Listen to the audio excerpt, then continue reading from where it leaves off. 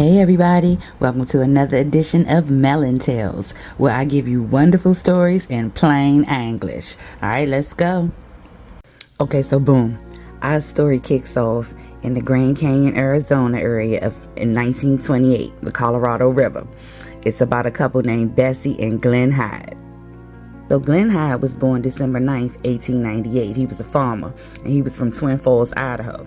Bessie was born December 29th, 1905, and she was in the middle of getting a divorce, and she was from Parkersburg, West Virginia.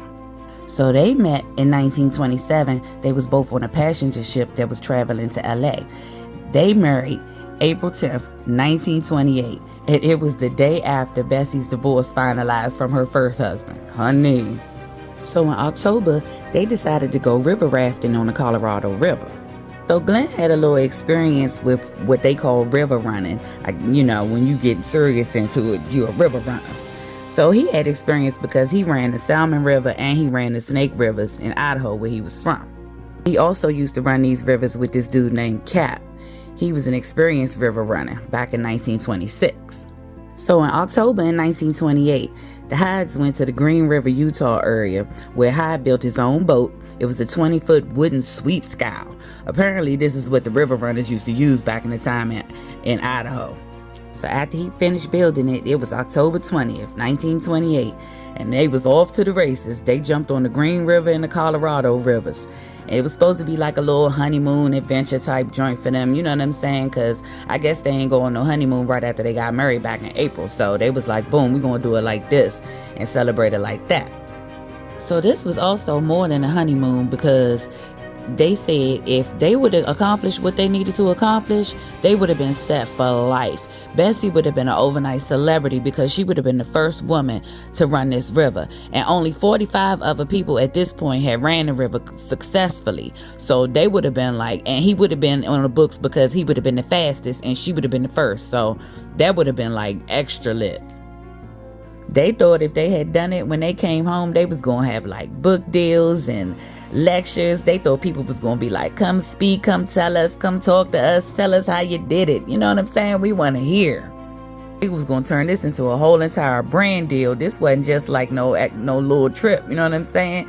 They had their eye in the sky for this one. So everything was going good. You know what I'm saying? The trip was going according to plan. Everything was lovely.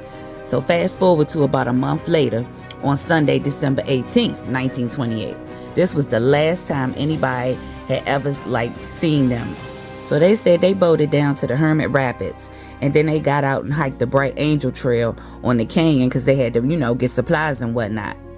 So when they got around to the South Rim, they ran into a photographer named Emery Cove. He apparently had a house and a studio on the canyon rim. He took some pictures of them walking through the canyon, walking past his house or whatnot. And I think these was the last photographs because he took them as they was walking back down into the canyon, I guess to go back to their boat. After they went back down into the canyon, nobody else ever saw them again. That was it. That was the last time. Said the couple wasn't even late to get back yet, and his Glenn father already started a search party out to look for him. Like, he already started making calls because I guess he was like, they ain't late, but something ain't right. He must have felt it, you know what I'm saying? Because sometimes people can feel it when something ain't right. The father sent out the search party on December 6th. So on December 19th, a search plane went out and it spotted the boat, and it was just sitting there drifting. The boat nothing was wrong with it. It was intact. It was upright. It still had all the supplies in it that they had got when they ran into the photographer, and everything was just like, nothing was wrong with the boat. Nothing seemed like out of place or like a fight or something had taken place. The boat was just like regular.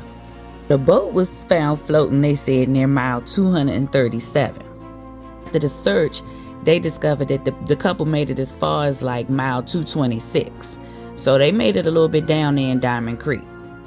But once they searched the boat, they found a camera, and they said they seemed like the pictures was taken around maybe like November 27th, and it looked like it was around mile 165.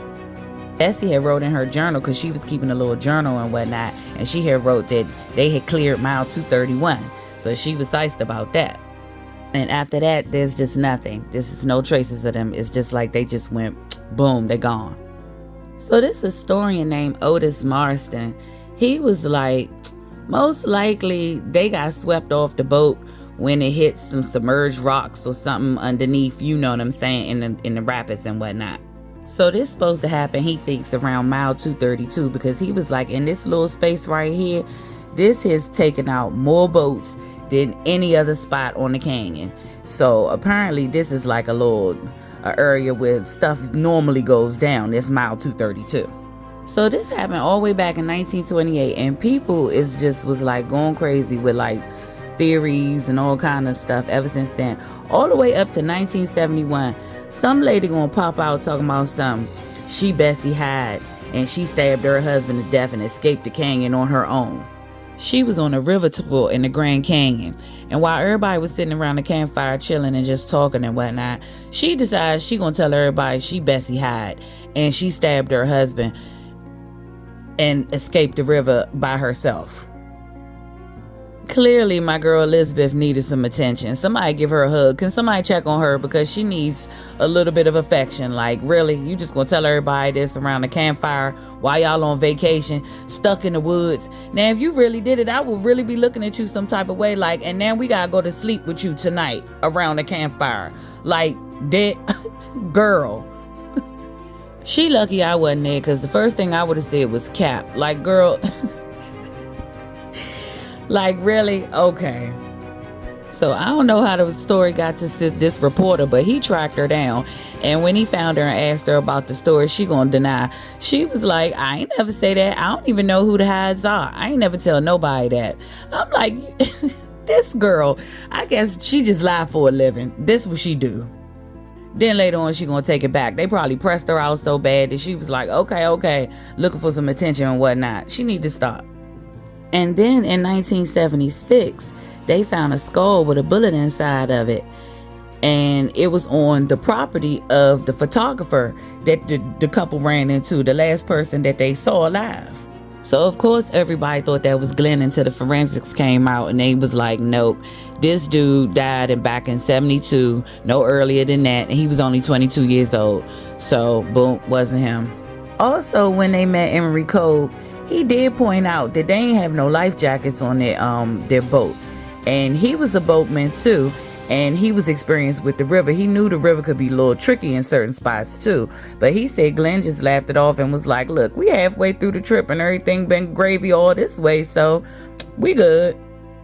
Also, the photographer pointed out that Bessie seemed like when she was done, she was over it. She didn't want to be there no more. But I guess she was just trying to press on because he wanted it so bad. Her husband wanted it so bad. And they was newlyweds. And you know how it be when you first meet somebody and everything they do is just so extra special. But he was like, she just looked, like I said, she looked over it. She was like, ugh. And then she said something that was real weird. She made a comment about the outfit that one of the photographer's daughters had on. Right before she got back on the boat, she looked at the little girl's outfit and her shoes, and then she said to everybody, I wonder if I'ma ever be able to wear beautiful shoes like those again. I know they was both experienced and whatnot, but to be on the river like that and to be just constantly going through that turmoil of them rapids and whatnot, and probably feel like you just getting 2 inches brushes with death and for a month and some change, like that's a lot for somebody, even for somebody experienced. Like, that's a long time to just be on there, to just be like, we trying to get there, we trying to get to this money. Like, if we get to the end, I know it's rough right now, but if we get to the end, we gonna get this money, we gonna have everything we needed and wanted. But like they say, all money ain't good money sometimes. Like, and that is so crazy that she said that, and it came to pass, because she sure ain't never get to wear beautiful shoes again. Bless her heart. So in 1992, a famous river guide named Georgie Clark passed away, and they say she was legendary. But because of some of the belongings she had when she passed on, a lot of people started to think that she might be Bessie. They said she had the Hyde's marriage certificate and she had a birth certificate, but it said her real name was Bessie DeRoss.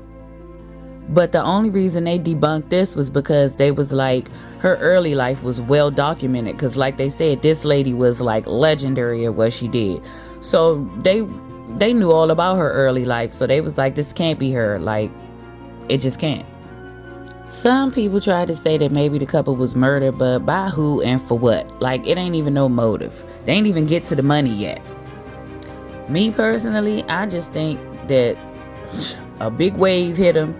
They ain't have no life jackets on. It swept them over, took them under with the current, and it was a done deal from there. Where the bodies are, who knows? Because it's like millions and millions of acres of just untouched land down there. So if we can't find Bigfoot, sometimes we ain't gonna find some people. So I don't think nothing sinister happened to these two. I just think they got swept overboard, for real, for real. But y'all tell me what y'all think in the comments down below, and peace.